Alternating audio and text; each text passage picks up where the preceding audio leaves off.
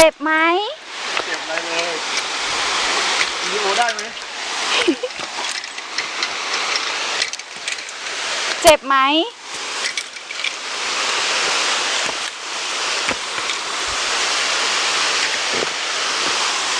ได้วิดีโอไหมเมื่อกี้เจ็บขาไหม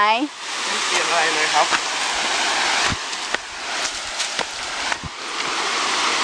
ได้วิดีโอไหมได้เฮ้ยเอเวนเจอร์ดูยังไง